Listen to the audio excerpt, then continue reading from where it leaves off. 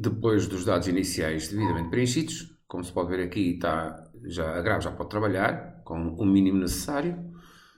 Será também imperativo preencher os critérios de avaliação. Onde é que eles se encontram? Encontram-se nos dados, nas definições gerais. Então vou regressar à página principal, ao índice, e ele vai alertar-me de que as definições gerais não estão preenchidas, precisam de ser preenchidas. Então posso ir para lá ou digo que não e depois salto aqui em cima à direita para as definições gerais. O que é que se registra nas definições gerais? Os critérios de avaliação, essencialmente, e a avaliação e mais alguma informação objetiva que o professor consegue preencher com muita facilidade.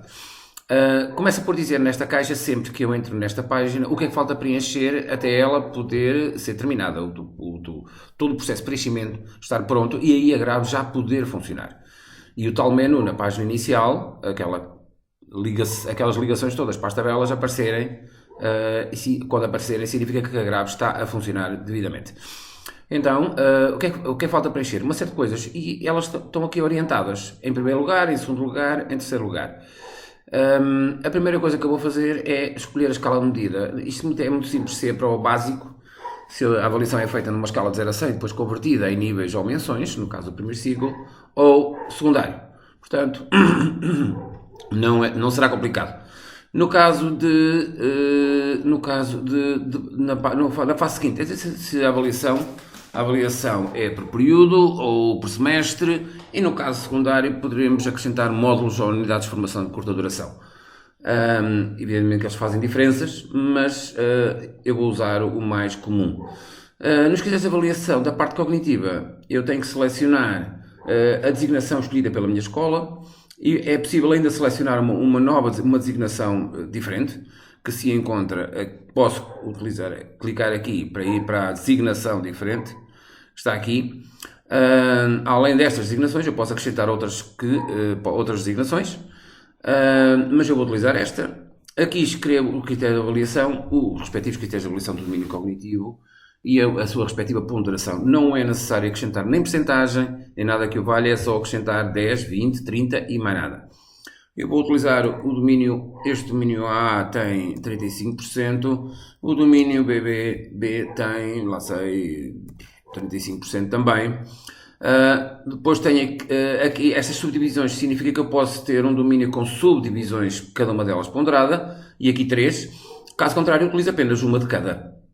Se os quiser ver separados, porque na prática a grave está preparada para 5 domínios, in extremis 8, porque são estes 3, 4, 5, 6, 7, 8, mas nas folhas de final de período aparecem só os números inteiros. Portanto, os domínios que aparecerem aqui aparecem com uma nota única, mas em outras situações é possível vê-los separados, como aqui.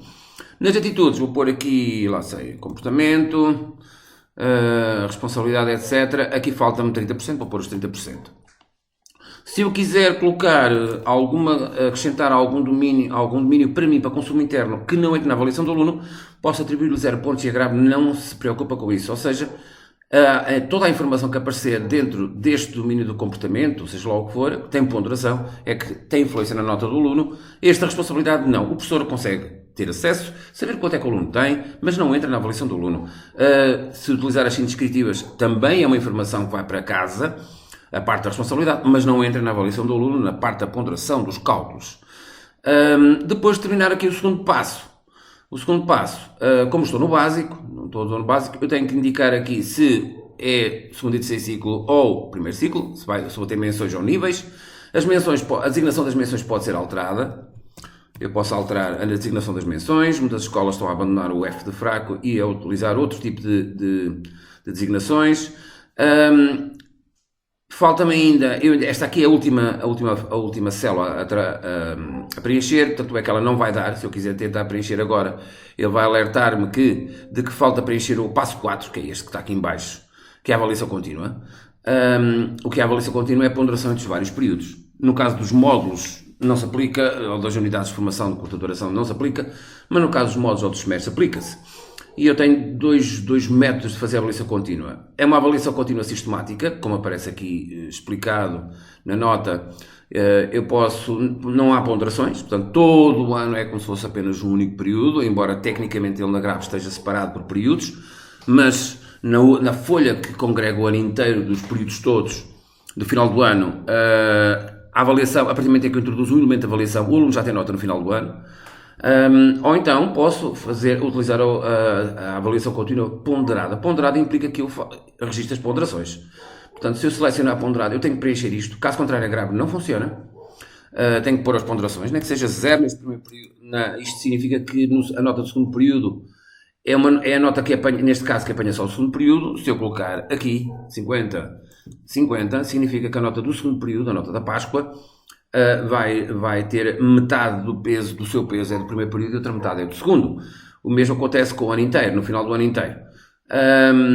Mas se eu não tiver isso preenchido, a grave não irá funcionar. Portanto, eu ou preencho isto porque está definido em pedagógico, etc. Ou então, não havendo nada, opto por uma avaliação contínua sistemática. Não há ponderações em períodos. Isto aqui é uma novidade que já acrescentei, mas nenhuma escola ainda está a utilizar, que é o princípio da graduação e do aumento do grau de dificuldade. E só depois disto preenchido, destes aspectos preenchidos, reparem que eu já não tenho aqui células vermelhas, é a única que me falta, é preencher esta.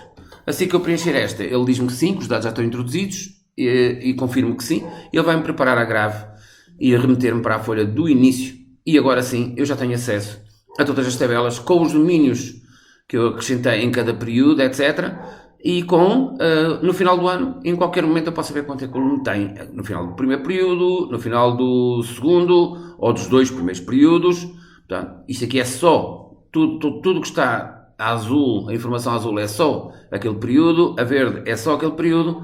Se eu quiser saber entre o primeiro e o segundo, tenho aqui, ou então no final do ano, tenho aqui. Portanto, as zonas azul e a verde e a vermelha são apenas relativas àquele momento de avaliação.